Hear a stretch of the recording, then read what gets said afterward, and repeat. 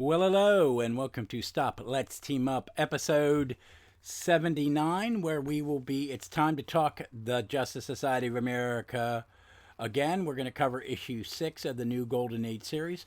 And this week, we're going to pair it with another comic, as I have since the new series has started.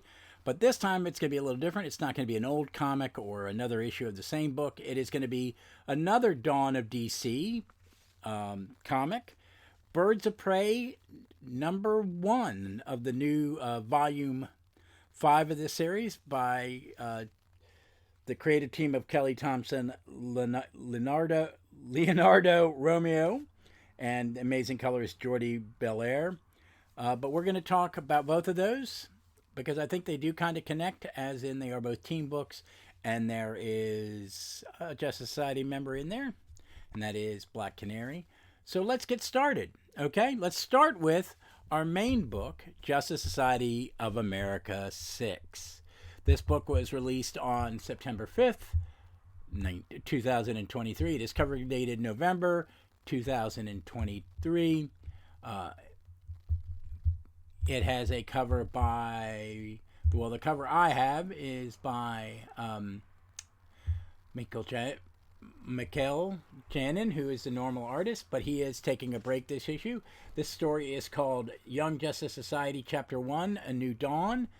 It is again written by Jeff Johns. This time it is penciled by Marco Santucci, inked by Marco Santucci, colorist Ivan Placina, letterer Rob Lee, editors Marquis Draper, Andrew Marino, and Kate Coopert. The executive editor of this book is Marie Javins.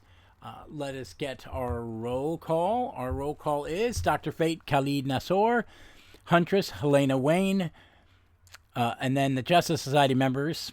Okay, that's true, because this Dr. Fate and the Huntress are not members yet. The roll call of the Justice Society is Doc Midnight, Beth Chapel version, Jay Garrett Flash, Alan Scott Green Lantern, Jakeem Thunder, and Johnny Thunderbolt, Mr. Terrific, the Michael Holt version, Power Girl, Stargirl, Wildcat Ted Cruz, and Wildcat Yolanda Montez, who was only in a cameo, as is Green Lantern, Jakeem, and Johnny Thunder. Supporting characters, Bruce Wayne.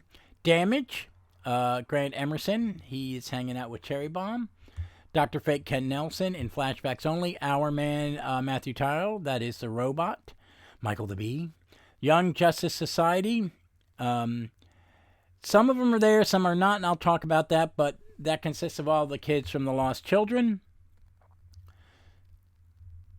And a whole bunch of other characters are mentioned or references, because this is kind of like the first chapter of the next arc in this story. Whoop, sorry, you guys heard me just drop a comic book. I did not damage it. No comics were harmed in that sound effect. So let's go through this comic, because it was a lot of fun. It's got a great cover, and it's kind of take on the All-Star Comics first issue cover, where they're looking at photographs of members. It is Alan Scott, Doc Fate, Huntress, Jay Garrett, and Mr. Terrific looking at pictures of the Lost Children, and they are all the sketches by Todd Nook that were in the Who's Who's entries in New Golden Age number 1. But it starts with a great beginning. It says, every dawn is a single of hope. Every new day, a gift from the universe. So we can make it this one much better. And it's just 3 panels. It's Superman, you can't see his face. Then the middle panel is the Teen Titans, consisting of Starfire, Nightwing, and Wally West Flash. And then a Green Lantern, I'm assuming it's Hal. And then we cut to a double-page spread. It shows Courtney, Cherry Bomb, The Boom, Ladybug, John Henry Jr., Witch Girl, and Whiz Kid. And the caption says, this is Courtney thinking, my name is Courtney Whitmore. The world knows me as Stargirl, one of the Justice Society of America's youngest members. 3 days ago, we stopped a time traveler named Degaton from replacing the legacy of the Justice League with a legion of himself. Crazy, but true. Yesterday, I returned from an island outside of time with dozens of rescued teenage sidekicks from the earliest days of the JSA. Along with Our Man and Red Arrow, I have taken it upon myself to reintroduce these lost children to the world, to help them find their families if they can, and to see if any of those forgotten heroes are ready to join us so they can learn from those who came before them. That's what the JSA is for, to train the next generation to fight the never ending battle. We need all the help we can get. And that's great because I kind of like my preference for Just Society is very much so. I mean, I liked the 80s stuff. I liked almost every Justice Society thing that's ever been done. I loved All-Star Squadron. I love all that stuff. But I do think Jeff Johns' early 2000s, where the original heroes being the trainers of the next generation and generations, was a great book. And I still think it's one of the best team books ever written. So, but that's how this starts. And we cut to the meeting, and you've got, the active members of the team all sitting around a table. It's Joaquim, Johnny Thunderbolt, Alan Scott, Mr. Terrific, Beth Chappell, Yolanda Montez, Power Girl, and Jay Garrett. And at that moment, the Android Hourman and Stargirl show up with Judy Garrett. And he remembers, in the minute they hug, she remembers everything. And we get a little flashback, drawn an old-time kind of comic pattern where he remembers her with him, and then she's forgotten. And they run off to go talk to Joan, her mom, and Courtney is just so happy. It's a great section. Then we cut to Bruce Wayne in New York, showing Helena her new apartment, and she's like, "This is, you don't want me in Gotham, okay? I get it, whatever. Oh, and you're gonna introduce me as your long lost cousin. Very much a DC trope, that Supergirl, whatever. Not your daughter." And then she lets Batman know that you and Mom are going to have a fight. You and Catwoman are going to have a fight. And that leads into the Batman-Catwoman War, which comes out soon, which I thought was cool. And the art, we'll talk to at the end, but I'm enjoying it. Then we cut back to a beautiful page where Mr. Terrific, Hourman, and Green Lantern are looking at pictures of the lost kids. And they're discussing how are they readjusting. We see... Salem the Witch Girl is harassing the new, most recent Doc Fate, saying she's no Doc Fate, and he's like, "I'm still learning, okay? Kent was my great uncle."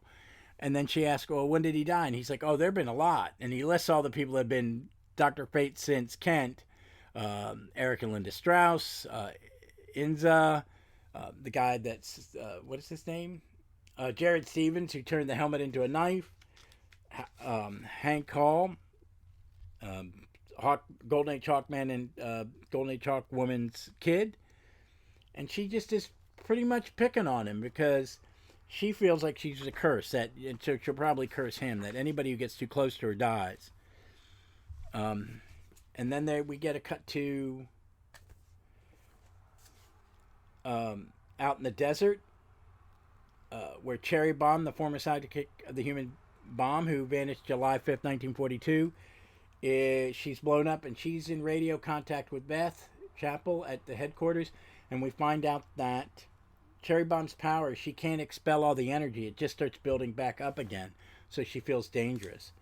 And after she and Beth stop talking, Ted shows up, Ted Grant, the original Wildcat and trainer of superheroes, and he's looking for Yolanda, who is nowhere to be seen.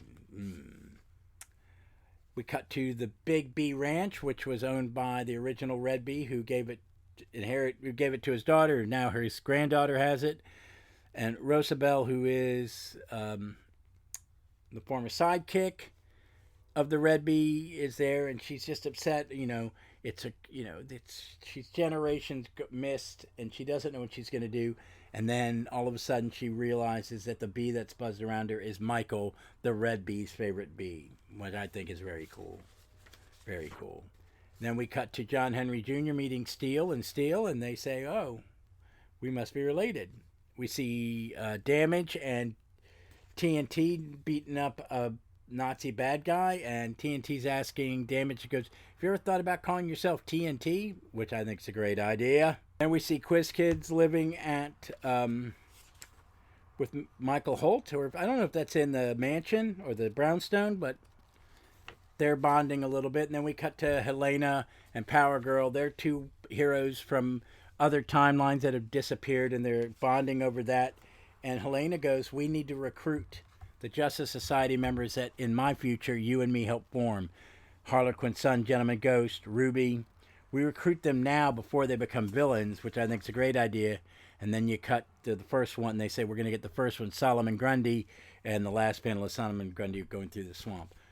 Okay, we had just finished an arc, and we're now on issue 6, which is chapter 1. I like this one. It is a lot of exposition. It's a lot of character movement, development, but I enjoyed it. I'm looking forward to it. I'm enjoying this series a great deal, and I just hope it stays on schedule as best it can. But this one was a good setup. I'm looking forward to see where he goes. I like these new characters. I like the fact that we're going to have another generation of heroes that are tied to these great Golden Age concepts, especially creating all these sidekicks, because what's a Golden Age comic without a silly sidekick? But I'm enjoying it. I'm looking forward to see what happens. I'm looking forward to see what Michael Jaron does with these characters, because it's, I know mostly from Todd Nook. I enjoyed it. It's been a lot of fun. Things are moving the way I like. I'm looking forward to it. I hope you guys are too. I'd like to know what you think about this lineup of Justice Society. It's going to take a time to grow on me, but I like the idea of recruiting the villains. I think that's a good idea. And I think it'll work. It's kind of like that redemption thing. I'm a big reader of the Avengers, and the villains join the Avengers every once in a while, and it works great. So let's get on to the next issue. It's Bird of Prey #1 by Kelly Thompson, Leonardo Rosero, and colorist Jordi Belair. This is the first Birds of Prey I bought, single issue by in years and years. This is one of the best comics I've read all year. Okay? But let me give you some pertinent data. It was published on the 5th of September, just like our JSA 6. It is cover dated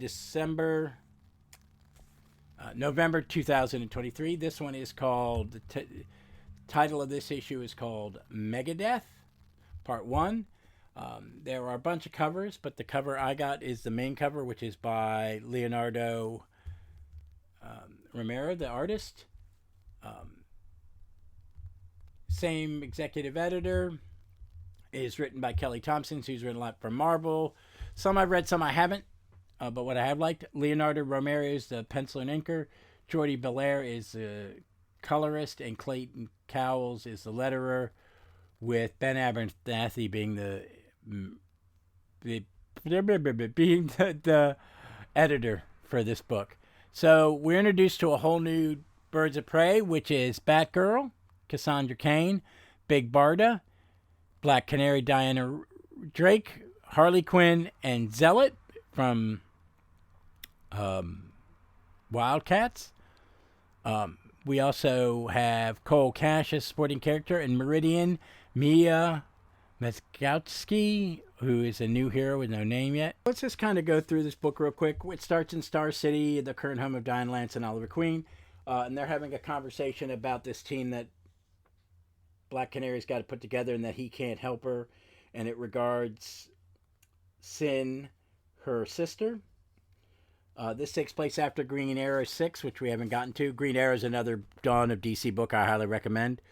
But it's about, Diana putting together this team. The first one she recruits is Cassandra Cain. And she has this, they battle these ninjas. And all she has to hear is, "Do you need me?" And she comes with her. And it's a great moment because Black Canary blushes and she's very happy. And off they go. Then we go to Los Angeles and they recruit Big Barda, who then again comes once she knows who is in trouble. Black Canary's sister. Then we cut to Zealot, who I do not know that much about, other than she's been in some Stormwatch and stuff I read 20 years ago. She's a Wildstorm character who I'm not that familiar with. And she's living with Grifter. She's a cool-looking character. She's saying goodbye to him because she's going to go pay back a favor she owes Black Canary. So off they go. And then the four of them are meeting, and they're going, "We need one more person." And Cassandra brings up Harley Quinn and then tells a story of where Harley Quinn almost beat her, because Cassandra should be unbeatable. So they recruit her. They show up, and Harley Quinn's, kind of going, "What do you need me?" Blah, blah, blah. And then when she finds out it's to save her sister, she's in. Because Harley Quinn says you don't mess with kids. And then they're all hanging out, and Diana briefs them, and they have one more member. And it's someone I don't know because I've not read Gotham Academy. I have seen reviews and I want to read it, so I'm going to check it out. And this is the introduction. She comes in, she's in this great costume, this yellow and black costume and mask with this transparent cape. She goes, "Hard to cue me up better than that, Diana." Agreed. This is Meridian, everybody. Some of you may know me from this time or... So she introduces herself. "Hard to cue me up better than that, Diana." Agreed. This is Meridian, everybody. Some of you may know me from this time as Maps or Mia Mizuguchi, but in the future I'm mostly known as go by Meridian. But I'm here to help you break into Therasteria and rescue Sin from the Amazons before they accidentally bring about the end of the world. And Harley Quinn laughs, "Ha ha, no bleeping way." So I'm gonna have to read Gotham Academy, I guess. I really love this comic. One, Leonardo Romero's art is beautiful, absolutely stunning. It looks very Hernandez Brothers, and not like he's ripping it off. I don't know him that well, so I've looked him up, and I just kind of want to talk about what I found. What I found is not a lot. He is new. It is stunning. It is really a beautiful comic book. I think this is one of the best comics I've read all year. It is what I like about super teams, and it has kind of like that Suicide Squad vibe of a recruited group of misfits. And it's a great lineup. I think it's a great introduction. It's a great first issue. It all works. I really think you should check it out. And check Green Arrow out. I'm really enjoying Green Arrow a great deal. So this Dawn of DC stuff has been some of the better comics, I think, from DC in a long time. And I'm really digging it. And some I continue getting, some I'm not. You know, I read this week's Shazam, which was good. Because this is the first time there was a lot of books out. I posted what I picked up because of the Night Terrors, which I'm going to try to read on Dave's recommendation, Dave Steele's recommendation. I'm going to try to read some of that. All right, folks, that's our quick little episode about JSA 6, my take on that, and Birds of Prey #1. Please... read some comics, as always. I'm reading Milestone Omnibus Compendium Volume 1 and loving it. So pick something you haven't read before, get it cheap, and read it, okay? All right. Well, I'm going to let you all go and enjoy your day, and I'm going to go back to reading some comics. So be safe, be smart, please be kind to one another, and read some comics.